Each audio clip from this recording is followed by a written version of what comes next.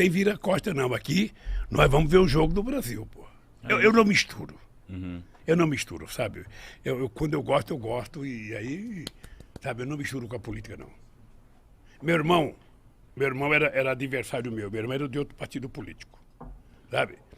Então, qual era o pacto meu com meu irmão Frechica? Ele está vivo ainda, tem 79 anos. Falava, Frechica, é o seguinte, a gente não discute política em casa.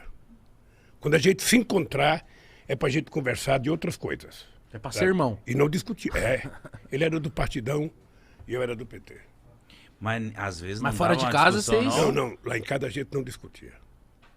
Não discutia. Porque senão você não vive bem. Você tem que separar os lugares que você, sabe, pode falar de determinadas coisas.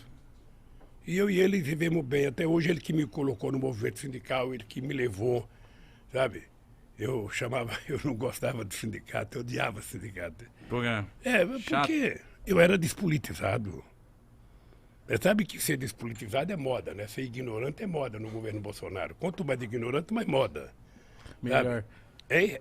Quanto mais, melhor. Mas é isso que eu ia te perguntar. Por exemplo, eu vim de uma frota, Uma safra? de uma safra de pessoas que vêm daquela coisa assim, mano, política não se discute, não quero saber dessas porra, é tudo um bando de safado, não quero saber de porra nenhuma. Então, ultimamente, por causa do meu trabalho, eu tenho que me informar, eu tenho que aprender. Mas só que eu vim com isso na minha cabeça, de não quero saber de nada, não quero discutir, vai com esse papo chato pra lá. Por que você acha que no Brasil tem muitas pessoas que têm esse posicionamento de tipo assim, mano, não quero saber nem do Lula, nem do Bolsonaro, nem de ninguém. E aí acaba que a pessoa não serve pra nada também, né? Se ela não se posicionar e etc. Ô, Mitica, eu vou te contar uma história minha. Em 1978, eu comecei a ficar famoso porque nós fizemos as primeiras greves dos metalúrgicos no ABC.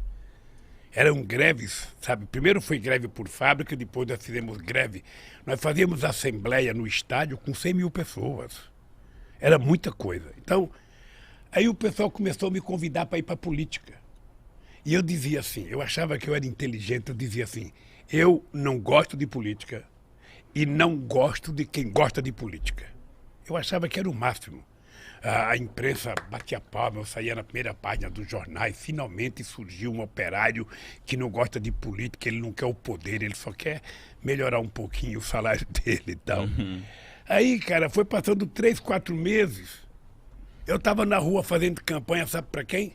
Pro Fernando Henrique Cardoso. Por quê? Porque ele era candidato ao Senado, sabe? Ele disputava com o Montoro e com o Cláudio Lembo. E ele tinha votado do exílio, era uma figura interessante, porque era mais jovem, porque era um cara mais à esquerda, sabe? Mais à esquerda, mas depois ficou mais à direita e tal. Mas eu tinha uma boa relação com ele, e não foi ele que pediu para mim, não. Fui eu que fui pedir para ele para apoiá-lo. Eu e muitos sindicalistas. Aí depois eu descobri que se a gente não cria um partido político, a gente estava ferrado. Porque você nunca pode esperar que alguém faça por você aquilo que você mesmo tem que fazer.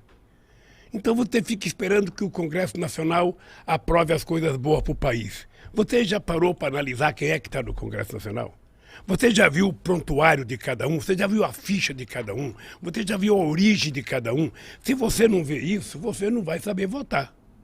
Se você não vê, você vai votar equivocadamente. É como se você fosse colocar uma raposa no seu galinheiro achando que a raposa vai engordar as galinhas. Não vai, vai comer as galinhas. Então eu descobri que era preciso fazer um partido. Descobri porque eu fui no Congresso brigar para não aprovar uma lei. E quando eu cheguei lá, eu percebi que não tinha nenhum trabalhador. Aí então eu comecei a fazer política, sabe? Eu fui gostando da política, e eu achei que era o caminho. Se você está descontente com alguma coisa, é através da política que você vai mudar. Sabe? Então você tem que participar, você tem que saber como participar. Sabe? E quando eu digo isso, ô Mitica, eu digo o seguinte, veja, eu não acho que um artista, eu não acho que um cara tem que dizer eu voto em fulano, não tem que dizer nada, ele tem que ser profissional, fazer o programa dele, dizer o que ele vai entender. Ele é político na hora que ele vai votar, a não ser que ele queira assumir publicamente a tarefa. E eu então fui, E depois, você pensa que eu imaginei ser candidato a vereador uma vez? Nunca me passou pela cabeça. Mas quem te incentivou de você virar um candidato a vereador? Veja, eu não fui vereador. Eu fui candidato a deputado a governador de São Paulo em 82. Eu, Franco Montoro, Reinaldo de Barros, Cláudio, Jânio Quadros. Era assim, eu fui candidato. Eu pensei que eu ia ganhar as eleições. Cara, eu estava famoso por causa das greves. Eu estava famoso. Eu ia pro interior de São Paulo, era gente na rua aqui. As pessoas não imaginavam como é que eu juntava tanta gente na rua. Eu dava autógrafo. Tinha um livro que foi lançado meu chamado Lula, Entrevistas e Discursos. Eu descia do palanque, lá tinha que dar autógrafo, sabe? Eu pensei que eu ia ganhar as eleições. Puta merda, só tive 10% dos votos. Fiquei em quarto lugar, perdi até do Jânio Quadros. Mas de primeira? Mas eu achei que eu Tava ia ganhar. convicto. O comício do encerramento da campanha no Pacaembu. Você não tem noção a quantidade de gente. Que ano que era, Lula? 82. 1982. Você não tinha nem nascido, cara. Não. Até eu tinha nem nascido. Não tava. Aí eu fui lá e aquela multidão de gente, sabe? Falou, Eu já falava, era meu. Porra, vou ganhar as eleições. Já me via como governador. Sabe? Aí fiquei em quarto lugar. Uma frustração. Você não tem noção da frustração. Eu até pensei em parar. Aí quando foi em 85, eu fui para Cuba. Eu conheci o Fidel. Aí fui lá visitar o Gente Fidel. boa? Hein? Gente boa? Gente boa.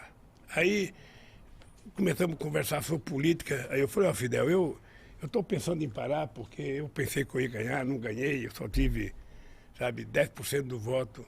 Ele falou, quanto que é 10% do voto? Eu falei, 1.254.000 votos. Nossa, Ele falou assim para mim, ô Lula, não existe na história da humanidade nenhum operário metalúrgico que já teve 1.254.000 votos, cara.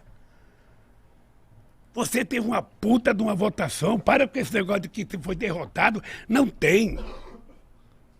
Aí eu falei, pô, eu sou bom. O Fidel falou, então... Sabe, então foi muito bom, porque isso me deu coragem de entrar na política, eu fui aprendendo. Era muito chato, porque eu imaginava que todo trabalhador ia votar em mim. Sabe, eu falava, bom, eu sou trabalhador, sou do Partido dos Trabalhadores, todo trabalhador vai votar em mim. Puta, eu ficava nervoso, mais nervoso. Eu ia fazer comício nas estradas, chegava, sabe, nos corta. A classe média, sabe, apoiava a gente, batia palma, sabe, nas universidades, todo mundo. Mas quando eu passava nos caras que estavam colhendo algodão, cortando cana, aí eu ia fazer passeata aqui em São Paulo, no centro de São Paulo. Aí quando tinha um trabalhador trabalhando numa construção na Casa Civil, todo mundo, Lula, um trabalhador. Aí já mandava eu levantava a mão, cara. Mas por que você acha que você não era popular com os trabalhadores nessa época? Não, é porque é o seguinte, o povo não tinha o hábito de fazer política. Política era uma coisa estranha. Esse é um país em que demorou. A mulher só foi ter o seu primeiro voto em 1934, porque ganhou na justiça. Esse é um país que só votava dono de proprietário de terra, gente alfabetizada e gente que tinha conta até de 200 mil réis. Pobre, analfabeto e peão de fábrica jamais votava. Aí o pessoal também falava, pô, esse Lula é um analfabeto igual eu, porra, por que eu vou votar nele? Ele não tem condições. Aí eu descobri que leva tempo, viu, Gão? Leva tempo para você convencer as pessoas das coisas. Aí é um trabalho de muito debate, de muita discussão. Quando eu passo num lugar que eu vejo um cara ser contra a política, eu não acho ruim. Eu fico só imaginando que informação que ele recebe todo santo dia. Porque eu tenho uma coisa que eu falo para a juventude o seguinte, olha, Igão, você pode não gostar de política. Tá? Você pode dizer, eu não gosto de política é tudo ladrão, Lula é ladrão, sabe, Haddad é ladrão, Fernando Henrique Cardoso é ladrão, Bolsonaro é ladrão, Dória é ladrão. Você pode dizer tudo o que você quiser. Mas mesmo você pensando assim, você pensa o melhor para o seu país, você pensa o melhor para o seu povo, você pensa o melhor para você. Então, se você acha que todo mundo não presta, você tem que decidir escolher um cara que presta. E esse cara que presta não é os outros, é você, cara. Então coloca o político que você tem dentro de você para fora e seja você o político decente, sabe, porreta, sabe, que você quer. Não tem outro jeito.